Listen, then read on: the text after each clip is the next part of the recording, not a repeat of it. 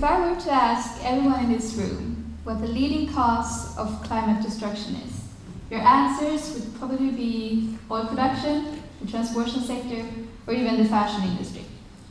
And to a certain extent, you're right.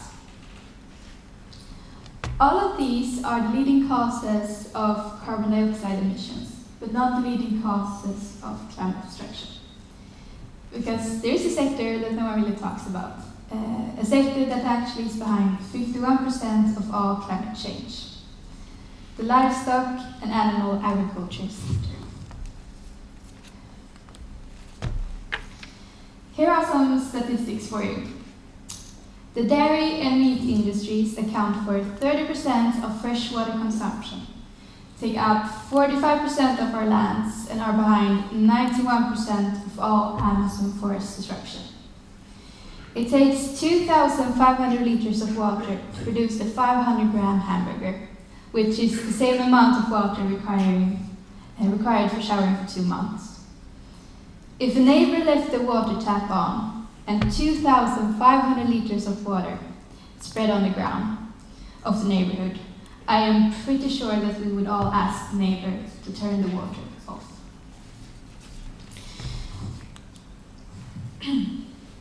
Animal agriculture is also the leading cause of ocean's dead zone, habitat destruction, and the extinction of species.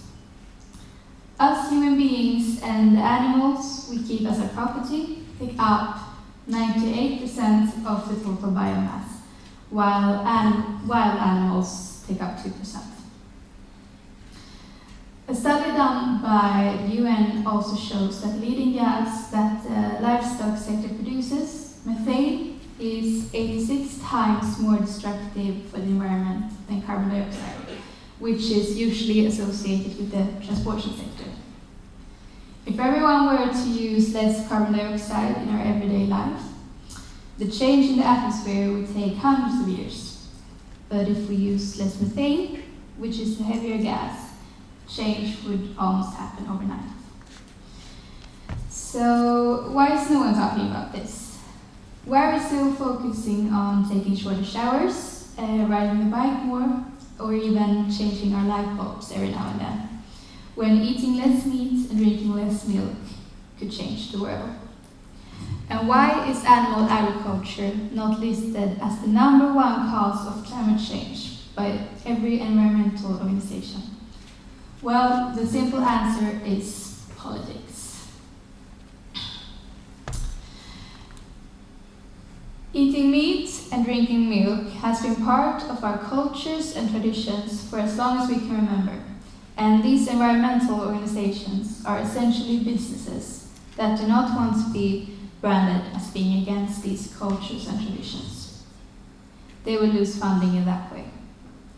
Organizations like WWF and Greenpeace mean that it is too big of a fight to change something that big in our society, and that it is easier to just focus on carbon dioxide emissions.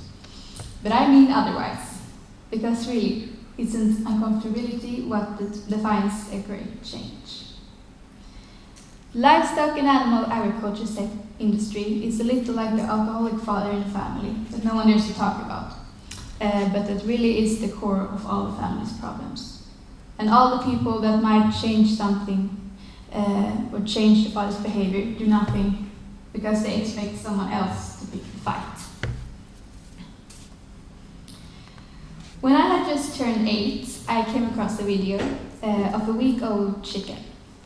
I remember thinking that it was really cute, but suddenly a voice in the background began telling my 8-year-old self that the small animal would be slaughtered, that it had just been taken from its mother, and that it would spend the rest of its life in a cage being overfed. From there on, I never ate chicken again. But when I told my family and friends about the chicken from the video, they did not react the same way I had. Instead of swearing off chicken for the rest of their lives, like I had, they told me that there was nothing wrong about eating meat, since that was just the way the world worked. Growing up, These words really stuck to me, and until I knew any better, I thought that there was something wrong with me. Because why did I feel compassion for the creatures that our whole society raised me not to have compassion for? Today, scientists know that the settings around a person contributes to almost half of that person's personality. Following that theory, no one is born with more or less compassion towards animals. It is the setting around a person, society and the world around them that forms their opinions and their ability to feel compassion.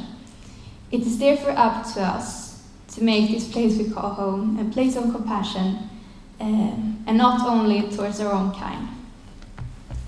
Since we can survive without getting in the middle of the natural ecosystems in our environment by eating plant-based food, there is really no need to consume animalistic products at the magnitude we are. Well, other than our society saying that it is totally normal to eat meat and drink milk. We all need to realize that breaking free of our society's standards and norms by not eating animalistic product actually is a choice. It is a choice that I began making when I was 8 years old, and it is a choice that everyone listening needs to make before it's too late.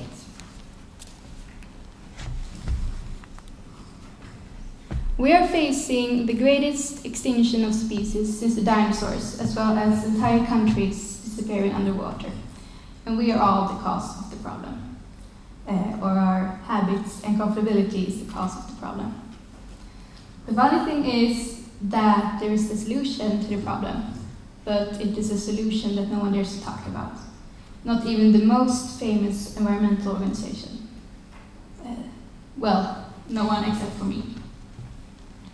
And hopefully everyone listening too after hearing this.